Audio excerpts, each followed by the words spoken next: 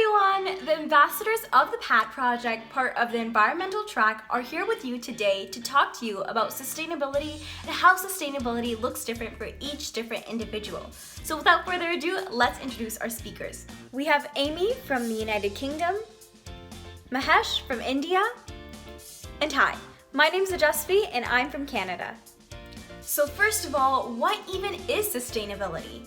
So sustainability is meeting the needs of the present without compromising the ability of future generations to meet their own needs. This involves creating a balance between the social, economic, and ecological dynamics of our world. Sustainability also guides corporations and individuals into making decisions that have a long-term impact on the environment, society, and humanity, as opposed to those that only create short-term satisfaction. So overall, sustainability is ensuring that we're using our resources consciously and cautiously to ensure that our future generations have the same resources and the same amount of resources as we do right now.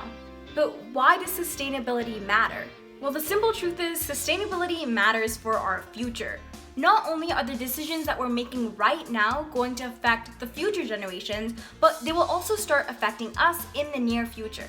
In past years, we have seen a push towards sustainability from younger generations, which has been amplified due to the reduced amount of emissions and pollution over the course of the COVID-19 pandemic. However, as factories begin to open again, we see that concentrations of major greenhouse gases are on the rise again. Our ecosystems are being destroyed. Our biodiversity is in decline, and society right now is more reliant than ever on using plastic in our day-to-day lives. For reference, over 1 million plastic bottles are purchased every single minute. So in conclusion, sustainability is all about managing our resources, whether they be food, water, air. They're all crucial so that us human beings can fulfill our necessities such as our physical, social, and safety needs. Hello everyone, my friend Ajaswi has explained about what is sustainability, why does sustainability matter. Now I'm going to add one more terminology to it. You have already seen about the sustainability, now we can see what is menstrual sustainability. I'm going to understand the menstrual sustainability as protecting our natural environment and human ecological health. As per the stats, it is estimated that an average menstruator will bleed for an average of 40 years, which can amount to upwards of 200 kgs of menstrual waste per year.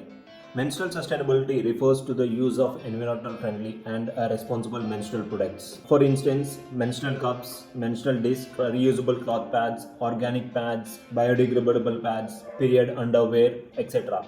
These all comes under the sustainable products. Now let's understand how menstrual sustainability look different from everyone. Menstrual sustainability depends not only on the awareness to the people, but also having the accessibility to the sustainable products. What does the United Nations Economic and Social Council says about the menstrual sustainability? It says, rising inequality is a burden for all countries, rich or poor, that has a serious implication for ensuring secure, sustainable lives and livelihoods for all. Now let us understand what are the privileges we have for menstrual sustainability. In my terms, having access to the sustainable period products or even just a period product is a privilege. For example, sustainable menstrual products can be costlier and not every menstruator can be able to afford a certain period products.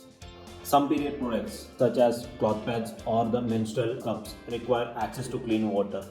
Moreover, everybody's bodies is different. Some of the period products such as the menstrual cup might not fit for everyone. There is no perfect one size fits all for sustainable period solutions. Everyone has their different needs, different cultures and different environments they are in. It would be unfair and problematic to blame individuals for using conventional period products. As I already mentioned, based on the different needs and regions, we should really be campaigning to the companies and the legislators to provide accessible, sustainable period products. So the PAT project mission is to spread awareness on menstrual equity and make these products affordable and reachable for all the menstruators. And we aim to do this through education, campaigning and legislations and various other platforms. Here's some tips on how to include menstrual sustainability in your day-to-day life. Physical health, like exercise, and personal hygiene are an intrinsic part of a menstruator's well-being, especially during menstruation. Remember, sustainability is about managing resources like food, water, and shelter. They are all so important so that humans can fulfill their basic needs of life. How to help those who do not have access to menstrual sustainability. Informing ourselves about the communities around the world that do not have access to menstrual sustainability is the first and most important step in us being able to support them. Like Nelson Mandela said, education is the most powerful weapon, which you can use to change the world. Therefore, when working with communities without access to menstrual sustainability, we must educate both ourselves and them and try to find some accessible solutions. We must demand accessible hygiene products for every menstruator in every community all over the world. Thank you very much for watching our video from the PAD Project team. If you'd like to find out more, you can head to our website, and we hope you learned something new today.